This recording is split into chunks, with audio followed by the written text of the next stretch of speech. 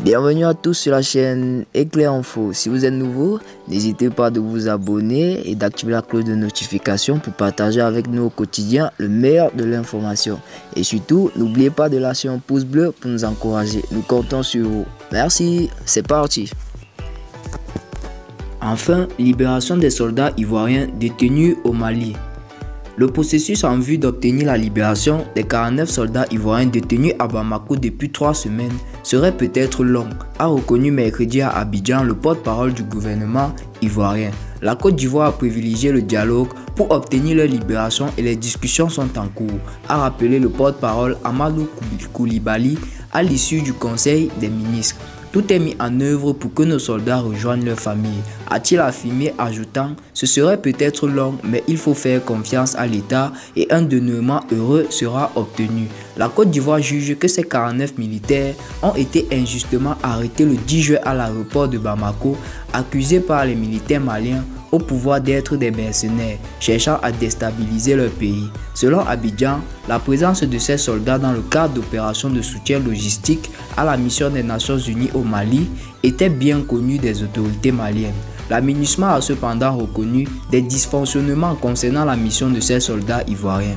Le ministre ivoirien de la Défense, Téné Birahima Ouattara, a reçu mercredi les familles des soldats prisonniers, leur affirmant qu'ils avaient été envoyés au Mali dans le cadre d'une mission réglementaire et n'avaient pas fauté. Selon lui, le Mali et la Côte d'Ivoire ont pour ennemi commun le terrorisme et un même combat lui fait front. Nous comptons sur vous, le gouvernement, pour la libération de nos enfants.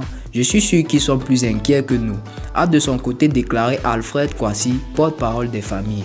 Fatou Diallo, mère d'un soldat, a dit avoir foi dans un retour de nos enfants. Le gouvernement nous a rassurés. Le Togo joue le rôle de médiateur entre la Côte d'Ivoire et le Mali, mais des premières négociations le 28 juillet à Lomé n'ont pas permis d'enregistrer de progrès. Le Mali exige notamment que la Côte d'Ivoire reconnaisse sa responsabilité et exprime des regrets pour le déploiement des soldats sur son territoire dans son cadre légal, sans notification ni concertation préalable avec les autorités maliennes selon des sources diplomatiques proches des négociations. Bamako demande également à Abidjan de lui livrer des personnalités maliennes présentes en Côte d'Ivoire et recherchées par la justice du Mali selon ses sources.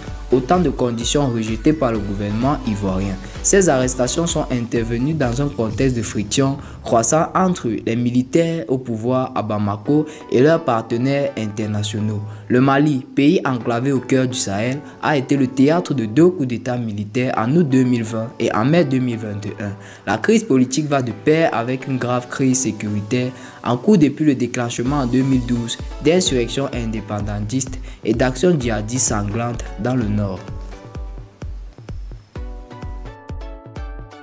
Nous voilà donc au thème de notre vidéo. N'hésitez pas à vous abonner à la page Éclair Info pour ne rien rater des informations à venir dans les prochains jours. Merci. Si vous avez aimé, n'hésitez pas à vous abonner et d'activer la cloche de notification et lâcher un pouce bleu. Merci à tous.